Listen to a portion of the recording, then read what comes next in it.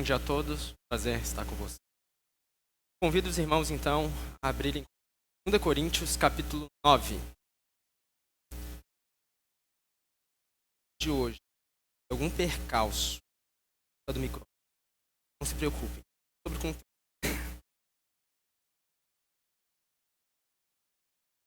2 Coríntios, capítulo 9.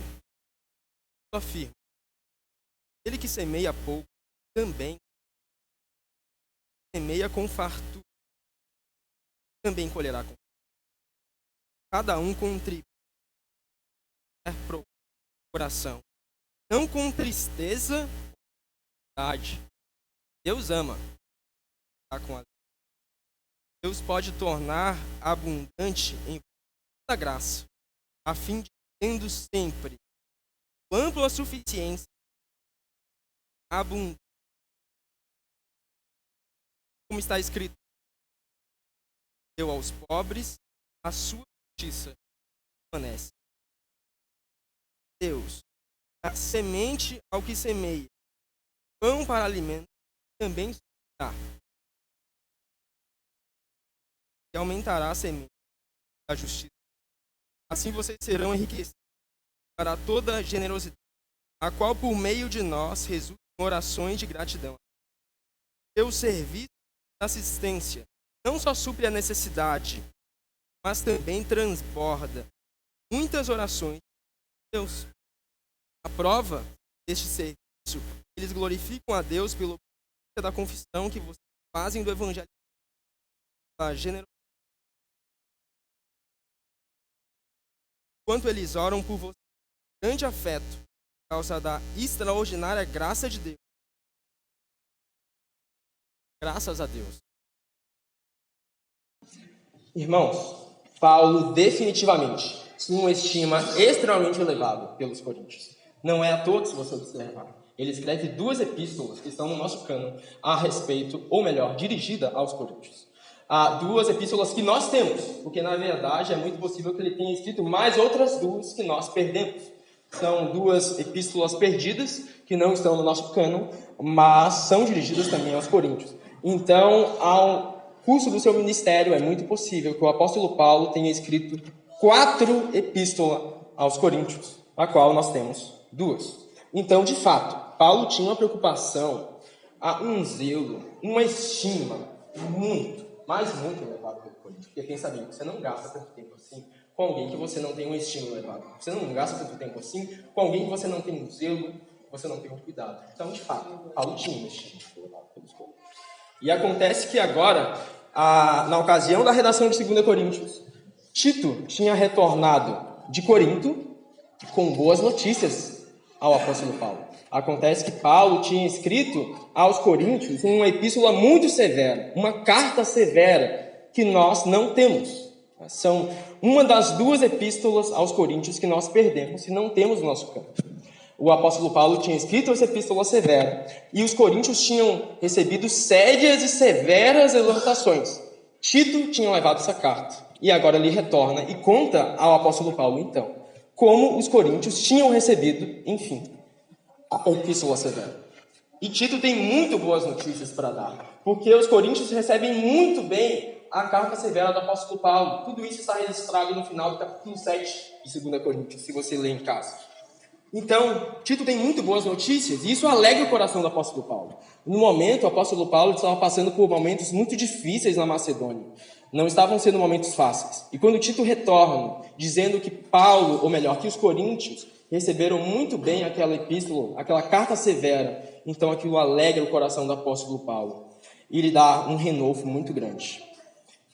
E Paulo diz no capítulo 8, como nós vimos semana passada com o irmão Rafael, que os macedônios, eles tinham também um desejo muito grande por contribuir.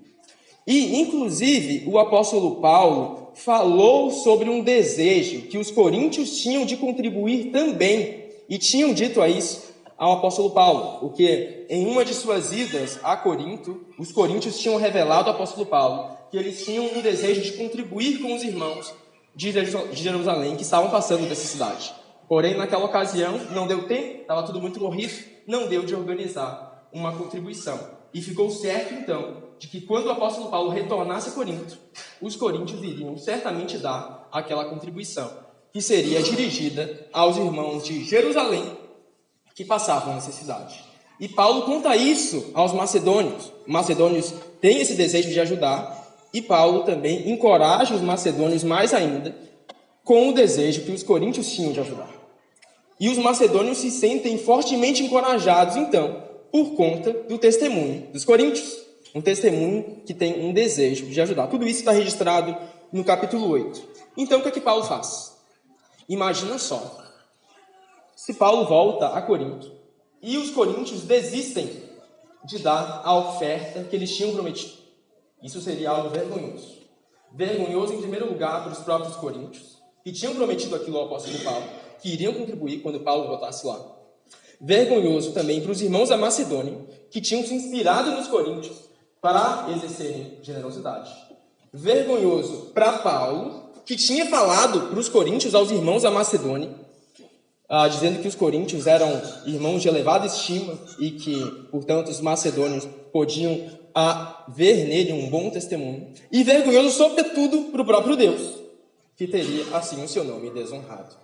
Então, o que é que Paulo faz? Antes de Paulo voltar mais uma vez para Corinto agora, Paulo prepara uma delegação de alguns irmãos fiéis que vão à frente do apóstolo Paulo para preparar essa coleta, de modo que quando o apóstolo Paulo chegar lá em Corinto, toda a coleta já esteja pronta e o apóstolo Paulo apenas colete e leve para os irmãos de Jerusalém. Tudo isso está registrado no final do capítulo 8 e no início do capítulo 9. E agora, pois bem, nós chegamos ao cerne da exortação do apóstolo Paulo aos coríntios no que tange à generosidade. A passagem que nós lemos agora é o centro da exortação do apóstolo Paulo aos coríntios. É o âmago, a parte mais importante que o apóstolo Paulo tem a dizer aos coríntios no que tange o assunto generosidade.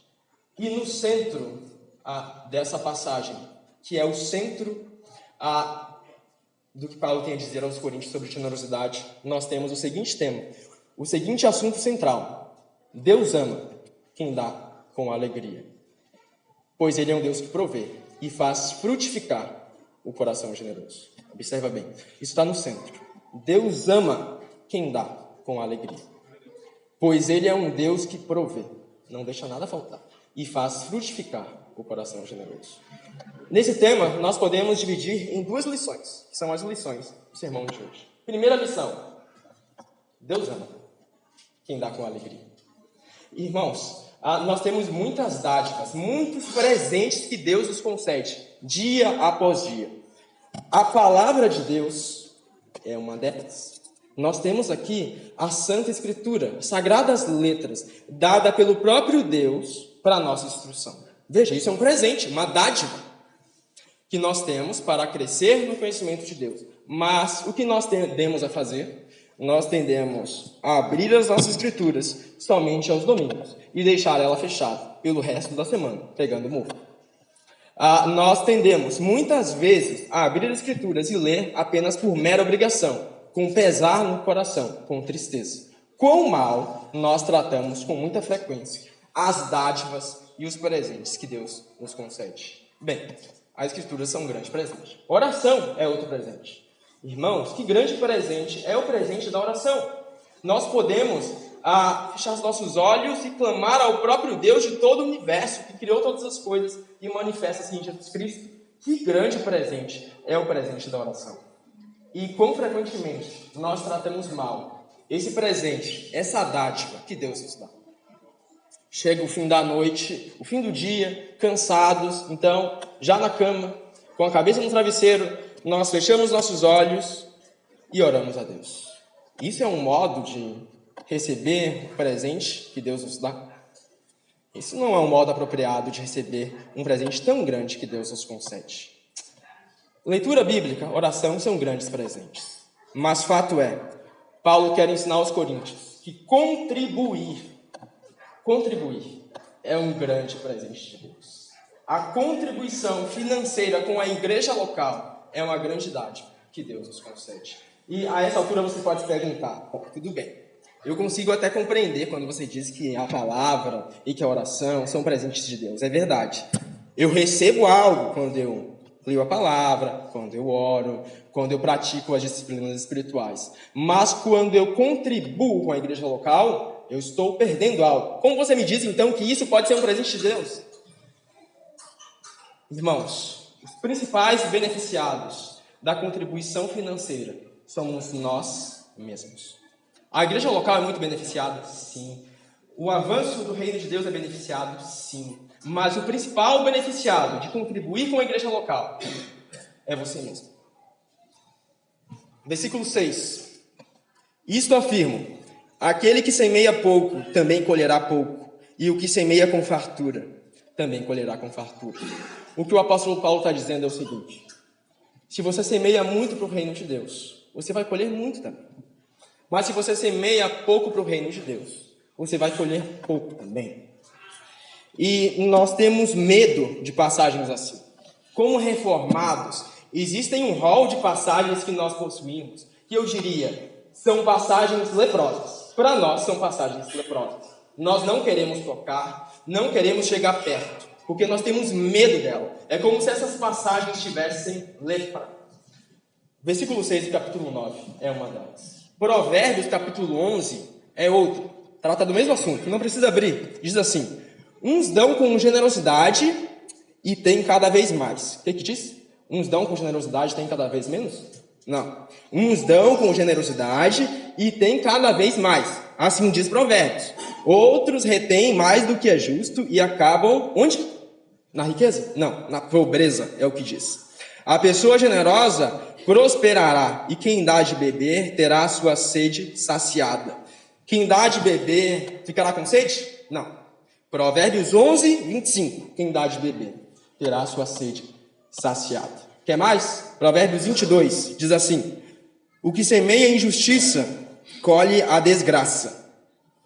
O que semeia a injustiça colhe a graça? Não é assim que diz. O que semeia a injustiça colhe a desgraça. E a vara da sua indignação será destruída.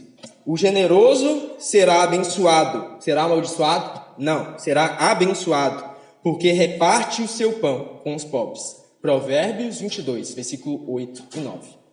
Por que nós temos tanto medo dessas passagens? Por que nós nos recusamos a tentar compreender o que elas têm a nos dizer? Por que nós temos medo de nos aproximarmos dela e ouvirmos, sendo que elas são palavras de Deus, como toda a Escritura é? Deus quer nos comunicar algo com ela, certo? Com certeza sim. Mas antes, eu consigo compreender porque nós temos medo dessas passagens. Nós estamos num contexto difícil, é verdade. Nós lutamos contra a teologia da prosperidade. Nós, dia após dia, temos de ver igrejas que pregam o falso evangelho, que ensinam pessoas que, se elas doarem à igreja local, elas vão se tornar milionárias, que vão ganhar um carro do ano, que vão ser prósperos, que vão ganhar uma casa tão sonhada, que se não doarem à igreja local, vão para o inferno. Nós não acreditamos nessas coisas. Nós não pactuamos com essas coisas. Nós não cremos na teologia da prosperidade. Nós não queremos te prometer que se você doar à igreja local, você vai ser extremamente próspero na sua vida. Não é isso que eu quero te dizer. Também não queremos te dizer que se você não doar com a igreja local, não contribuir para a igreja local, você vai para o inferno. Não é isso que nós queremos te comunicar. Mas nós queremos te comunicar o que a Bíblia diz. Que se nós somos generosos, Deus sim, Ele nos abençoa. Foi o que nós lemos aqui. Nós não temos que lutar contra as Escrituras. As Escrituras dizem que Deus abençoa o coração generoso. Cabe, então, compreender o que é essa bênção, certo? Porque se a bênção não é doar para a igreja local e ganhar o carro do ano, o que é, então, essa bênção que Deus está prometendo? A igreja local, aqueles que contribuem. Qual é a bênção que Deus promete ao coração generoso? O que Deus está prometendo hoje para mim e para você, caso nós somos generosos e contribuirmos com a igreja local? Talvez esse seja um texto escuro. Que tal irmos para um texto mais claro, então, para termos luz sobre esse texto escuro? Filipenses, capítulo 4. Abra comigo. Filipenses, capítulo 4. Eu diria, na minha visão, Filipenses é o livro mais claro das Escrituras no que diz respeito às bênçãos de Deus ao coração generoso. E não é à toa que nós Iremos começar logo em breve uma série em Filipenses. Filipenses capítulo 4, versículo 12. Essa é uma carta que foi escrita num contexto de sofrimento. Paulo estava na prisão. Não foi fácil escrever a carta aos Filipenses. Paulo pregava o evangelho dia e noite, e algumas pessoas se revoltavam contra aquilo. Todos tentavam se insurgir para que o apóstolo Paulo finalmente parasse de pregar o evangelho. E Paulo, nesse momento, se encontrava na prisão, passando necessidades, passando momentos difíceis. Então, nesse momento difícil, passando muita necessidade, Deus proveu ao apóstolo Paulo da maneira mais improvável possível. Os irmãos de Filipos preparam uma oferta, enviam ao apóstolo Paulo na prisão. Então, todas as necessidades do apóstolo Paulo são saciadas. Tudo que Paulo estava passando de mal agora é saciado através da oferta que Paulo dá. Ou melhor, da oferta que os filipenses dão ao apóstolo Paulo. Filipenses 4, versículo 12, diz assim: sei o que é passar necessidade, diz o apóstolo Paulo, e sei também o que é ter em abundância. Aprendi o segredo de toda e qualquer circunstância, tanto de estar alimentado como de ter fome, tanto de ter em abundância como de passar necessidade. Tudo posso naquele que me fortalece. Observa só. Quem de vocês poderia levantar a mão e acusar o apóstolo Paulo de não ser generoso? Eu creio que, pelo que a gente vê nas Escrituras, o apóstolo Paulo é uma grande referência em generosidade. Quando nós lemos as epístolas aos Coríntios, por exemplo, nós vemos que o apóstolo Paulo, ele deixou de receber o que era seu de direito, isto é, uma ajuda de custo da parte dos coríntios, para que os coríntios aprendessem a ser generosos. O apóstolo Paulo fez isso, de modo que ele trabalhava fazendo tendas, ao mesmo tempo que pregava dia e noite aos coríntios. O apóstolo Paulo realmente sacrificou muito para ensinar aos coríntios generosidade. O apóstolo Paulo era uma pessoa extremamente generosa, mas no texto que nós lemos agora em Filipenses 4, esse texto, ele está nos dizendo que esse apóstolo Paulo, extremamente generoso, ele passou por momentos de abundância e de necessidade. Então, definitivamente, meu irmão, se você contribui com a igreja local, isso não é uma garantia que você não vai passar por momentos de necessidade. Não é uma garantia que você vai viver somente com abundância na tua vida. Mas é uma garantia de que Deus vai ver a tua necessidade e Ele vai prover da maneira mais improvável possível, como Ele fez com o apóstolo Paulo. E Paulo foi provido pelos filipenses. Paulo passava necessidades, então foi provido da maneira mais improvável possível. Do mesmo modo, nós podemos compreender, então, que a bênção que Deus concede ao coração generoso é: tudo posso naquele que me fortalece. Posso passar por momentos de abundância e de necessidade, e saber que em todos eles, Deus está no controle, e Deus está provendo. E Deus vai prover em ampla suficiência, no momento ou outro, para que nós possamos ter em generosidade, para que nós possamos doar com generosidade. A promessa, a bênção de Deus, então, é que Deus, Ele cuida do coração generoso. Deus é fiel, certo? E você acha que, você sendo fiel a Deus, sendo generoso, contribuindo com a igreja local, Deus vai te abandonar? Deus vai te deixar para sempre passar a necessidade? De maneira alguma. Deus enxerga aquele que passa necessidade. Deus supre aquele que passa necessidade, de modo que aquele que passa necessidade pode confiar nesse Deus. Pois se tiver um coração generoso, Deus certamente irá prover, para que esse coração generoso seja ainda mais generoso. Para que esse coração que passa necessidade seja provido, seja suprido, então possa contribuir ainda mais com a igreja local. Vamos voltar a 2 Coríntios 9. Vamos ver se o texto fica mais claro assim, com a luz de Filipenses. 2 Coríntios 9, versículo 8. Diz assim: Deus pode tornar abundante em vocês toda a graça. Bem, eu penso que foi isso que Paulo, ou melhor, que Deus fez com Paulo. Deus, Ele tornou abundante em Paulo toda a graça, a fim de que, tendo sempre em tudo ampla suficiência, vocês sejam abundantes em toda a boa obra. Paulo passou necessidades, momentos difíceis ali na prisão, fome talvez, mas Deus proveu, para que o apóstolo Paulo fosse ainda mais generoso. Versículo 9, como está escrito, distribuiu, deu aos pobres, a sua justiça permanece para sempre.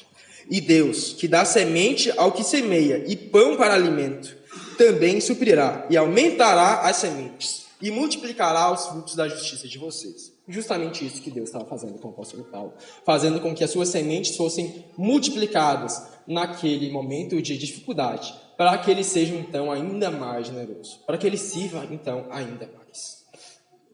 Então, um coração generoso, ele pode descansar, ele pode confiar, pois Deus é um Deus que enxerga, Deus é um Deus que vê. E se você então anda em fidelidade a Deus, Deus cuidará certamente do seu coração. Você passará por momentos de necessidade? É possível que sim, muitas vezes. Mas Deus irá suprir. E quando Ele irá suprir, tenha certeza que Deus ele dá esse suprimento para que você seja mais fiel, para que você doe mais, para que você seja ainda mais generoso. Esse é o Deus que dá em abundância, para que nós sejamos, então, cada vez mais generosos. Deus ama quem doa com alegria. O primeiro ponto, então, da mensagem de hoje, ou a primeira lição, é Deus ama quem dá com alegria. E o versículo 7 é o centro dessa lição. Cada um contribua segundo tiver proposto no coração, não com tristeza ou por necessidade, porque Deus ama quem dá com alegria. Irmãos, dar com alegria é confiar no Deus Altíssimo. Os coríntios tinham um deus, uma deusa chamada Deméter. Deméter era a deusa da provisão e da colheita. Então, sempre que os coríntios eles queriam controlar as coisas, eles temiam que algo lhe fosse faltar, a sua tendência era adorar Deméter, era prestar culto a Deméter, era pedir com que Deméter lhe provesse, porque Deméter era a deusa da provisão e da colheita. Mas Paulo aqui ele está ensinando aos coríntios que Deus, o único Deus, é o Deus da provisão e da colheita. Que Deus, o único Deus, é o Deus de quem provém toda a abundância, provisão e ampla suficiência. Que Deus, o Deus Altíssimo, a quem nós adoramos e se manifesta em Jesus Cristo, esse é o Deus da provisão e da colheita.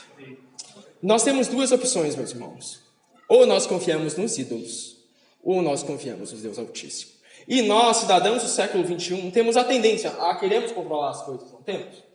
Nós, muitas vezes, deixamos de contribuir à igreja local por medo de que Deus não irá prover, por medo de que algo irá nos faltar, por medo de que, se nós doarmos, se nós formos generosos, aquela quantia, precisamente aquela quantia, vai faltar no final do mês. Não vai dar para pagar as contas. Vai faltar para a nossa subsistência. Irmãos, quando nós fazemos isso, nós estamos confiando em ídolos. Um ídolo do nosso próprio braço, do nosso próprio eu. E Deus não nos chama a confiarmos nos ídolos. Deus nos chama a confiarmos nele mesmo. Pois Deus, o Deus que te chama a ser generoso, é o mesmo Deus que irá te prover. Deus, o Deus que te chama a contribuir financeiramente, sacrificialmente com a igreja local, é o Deus que irá suprir todas as suas necessidades, que vai te dar ampla suficiência, assim como deu ao apóstolo Paulo na prisão em Filipos. Esse é o Deus que nos chama a dar com alegria. E somente quando nós confiamos no Deus Altíssimo, nós podemos dar com alegria. Somente quando nós confiamos nesse Deus que tem toda generosidade, nós podemos doar com alegria. Tanto que nós possamos dar com alegria. Mas existe também uma objeção que alguém pode fazer. Qual o requisito para doar com alegria? Irmãos, Deus não nos chama a ter como requisito para doar com alegria uma carteira cheia. Você não precisa de uma carteira cheia para doar com alegria. Você precisa tão somente de um coração cheio. Esse é absolutamente o único e absoluto requisito para que você doe com alegria para a igreja local. Um coração cheio, nada mais. Era um coração cheio que a viúva pobre de Lucas 21 possuía. A viúva pobre, que é registrada em Lucas, no início do capítulo 21, era uma mulher que não tinha muitas posses, não tinha muitos bens, mas tudo o que ela possuía, a saber, 2 simples moedinhas, ela doou. E então, quando ela doa, Jesus diz: em verdade lhes digo que essa viúva pobre deu mais do que todos, porque todos esses deram como oferta daquilo que lhes sobrava. Esta, porém, da sua pobreza, deu tudo o que possuía, todo o seu sustento. O único requisito para que você doe com alegria hoje para a igreja local é um coração cheio. Nada mais. Deus é um Deus que vê. E Deus vê quem doa com alegria. Uma segunda lição que nós podemos tirar da passagem que nós lemos hoje, ainda do nosso tema, é: Deus é um Deus que provê. E esse Deus que provê, ele faz frutificar o coração generoso. Bem, que Deus é um Deus que provê, creio que já tenha ficado claro. Mas esse Deus que provê, ele faz frutificar. E faz frutificar muito o coração generoso. Em Lucas capítulo 8, nós vemos uma passagem, não precisa abrir, mas em Lucas capítulo 8, nós temos um registro de algumas mulheres que doavam para o ministério de Jesus.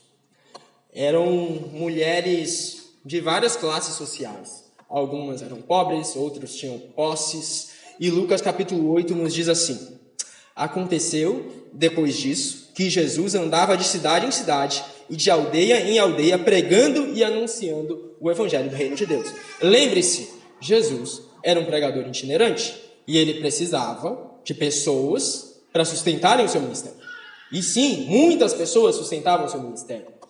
Jesus era carpinteiro, sim, mas é bem possível, quando ele assumiu o ministério itinerante, ele tenha se comprometido a assumir totalmente esse ministério itinerante, de modo que foi sustentado, então, pelas pessoas que o seguiam.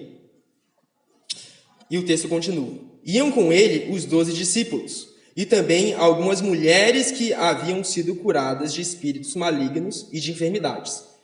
E o texto nos cita o nome dessas mulheres: Maria, chamada Madalena, da qual saíram 7 demônios; Joana, mulher de Cusa, procurador de Herodes; Susana e muitas outras, as quais com os seus bens ajudavam Jesus e os seus discípulos. Observe, eram mulheres de várias classes sociais. Maria Madalena, possível que não tivesse muitas posses. A Joana, possível que tivesse mais condições do que Maria Madalena. Susana, nós não dispomos de informação. Mas múltiplas mulheres de várias classes sociais contribuíam para que esse ministério itinerante de Jesus funcionasse. Então Jesus pregasse o evangelho e falasse da vida do reino de Deus e curasse endemoniados. E pensa comigo, quantos frutos esses corações generosos de Joana, de Susana, de Maria Madalena, quantos frutos esses corações generosos geraram através do ministério de Jesus? Através do ministério de Jesus, pessoas foram curadas, leprosos transformados, pães foram multiplicados, multidões foram atraídas, muita coisa foi realizada e o reino de Deus avançou. Quantos frutos, meus irmãos, a simples contribuição, a simples disposição dessas mulheres de exercerem generosidade gerou através do ministério de Jesus. Frutos, talvez, que elas não foram capazes de enxergar, mas frutos que são gerados até hoje, porque até hoje nós olhamos com alegria o ministério do crucificado e podemos dar continuidade a esse ministério através da igreja local. Quantos frutos um simples ato de generosidade é capaz de gerar? E o maior ato de generosidade de todos, convenhamos, é feito pelo próprio Deus quando ele entrega seu próprio Filho. É efetuado pelo próprio Pai quando entrega Cristo Jesus à cruz do Calvário. Esse é o maior ato de generosidade de toda a história. Deus, o Pai, que tinha um prazer infinito com seu próprio Filho desde toda a eternidade, ele então resolve entregar o seu Filho para morrer onde? Numa cruz. Por quem? Por pecadores miseráveis como eu e você. De modo que pecadores miseráveis como eu e você agora olhem para a cruz confiem nele e sejam transformados. E por meio do maior ato de generosidade da história, Deus transforma corações mesquinhos, egoístas, centrados em si, que não são nem um pouco generosos, para serem centrados em Cristo, generosos, e que frutifiquem em muita generosidade, doando a igreja local. Por meio da cruz, por meio do maior ato de generosidade da história, então Deus opera em nosso coração e transforma as nossas almas. Quantos frutos o maior ato de generosidade da história gerou? E Deus nos chama hoje a refletirmos com os nossos atos o maior ato de generosidade da história.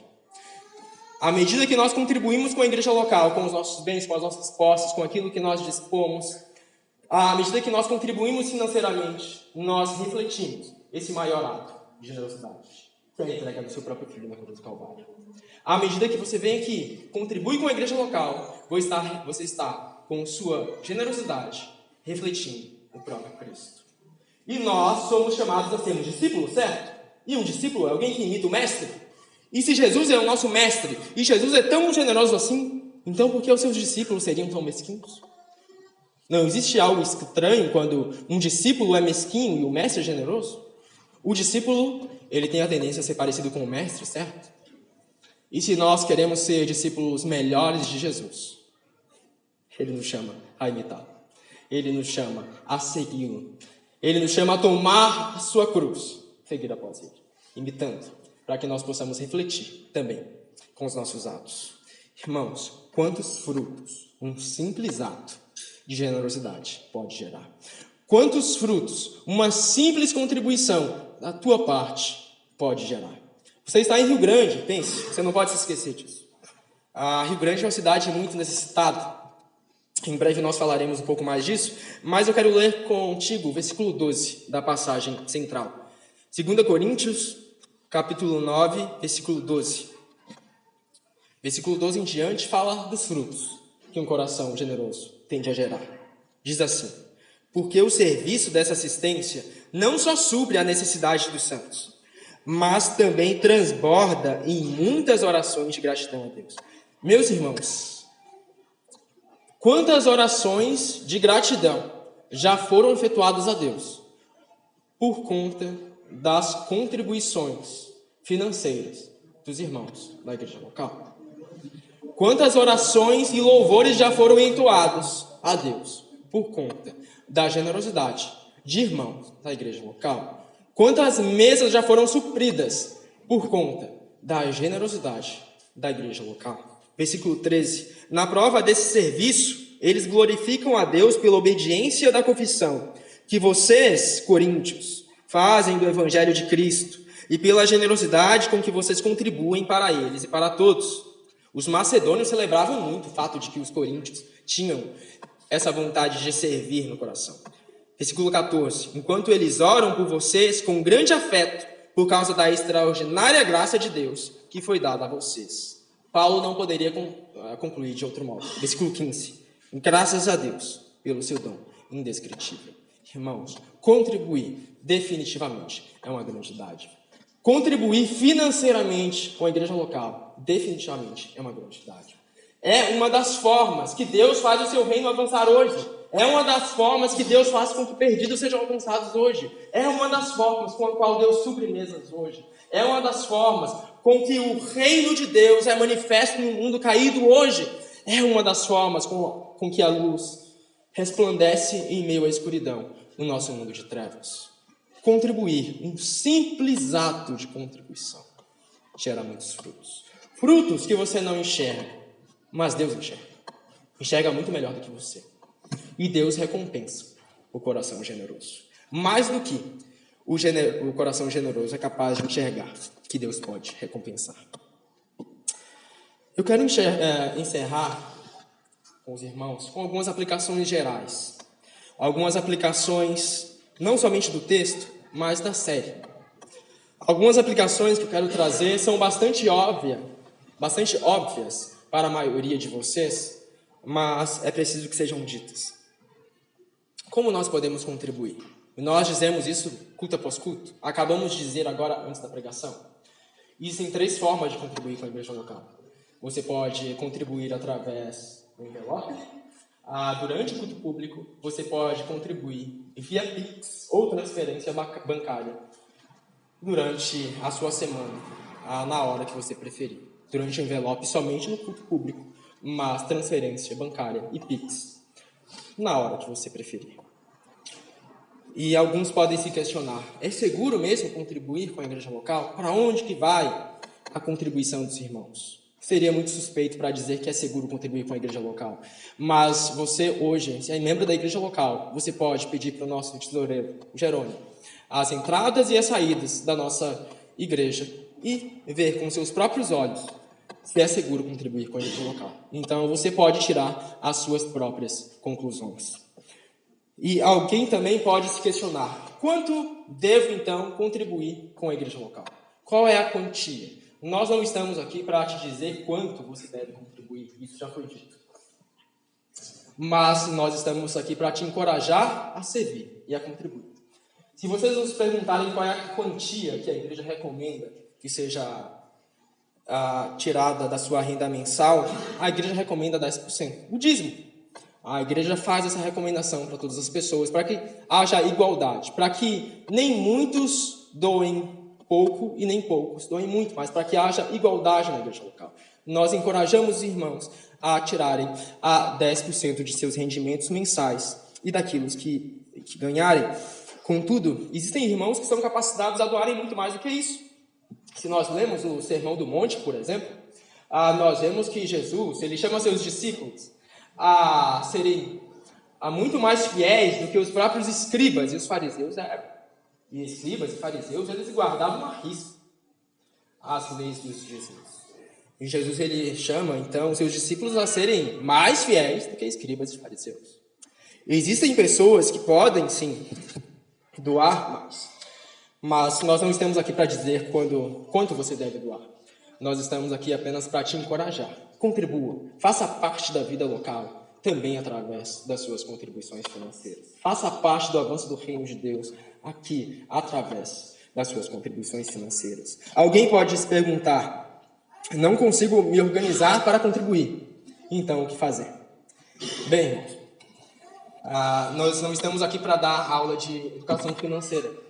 Mas se existe algo que a palavra de Deus diz, é que nós devemos reorganizar as nossas prioridades.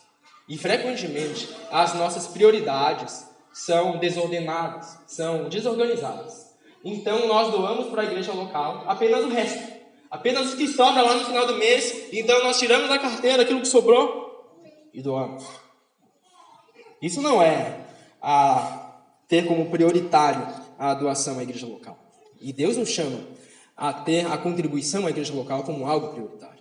Eu diria que todo cristão, absolutamente todo cristão, ele possui a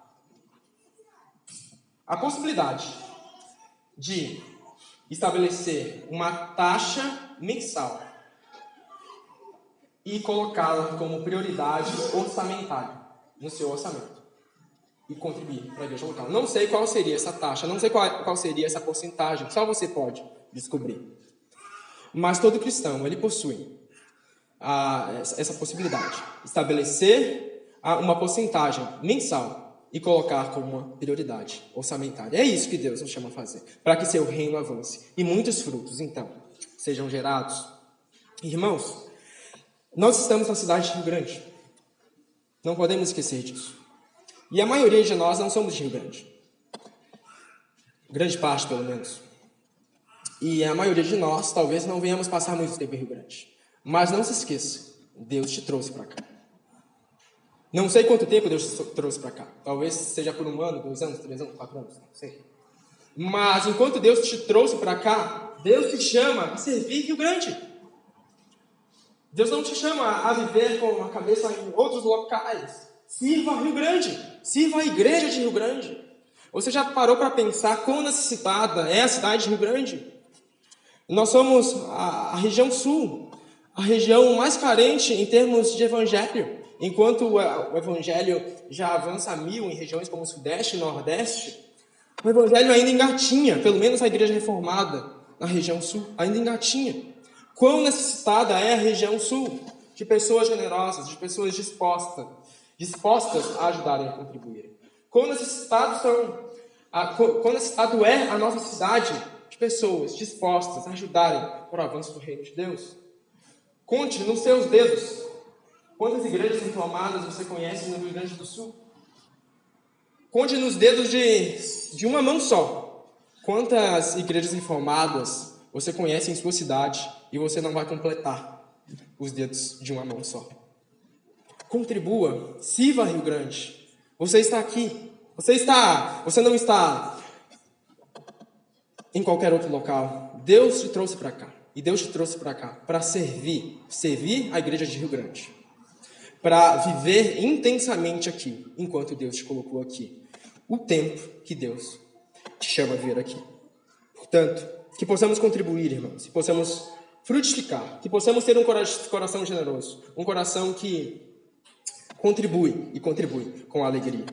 O objetivo dessa série não foi mostrar a quantia exata que você deve contribuir, nem dizer que se você não contribui vai para o inferno, ou se você contribui vai ganhar o carro do ano. Eu creio que isso já tenha ficado claro a essa altura do campeonato.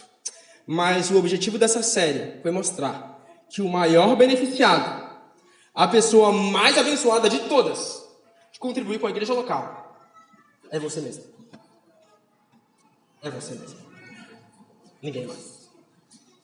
E Deus, o Deus que vê, o coração que contribui, o coração generoso, Ele fará.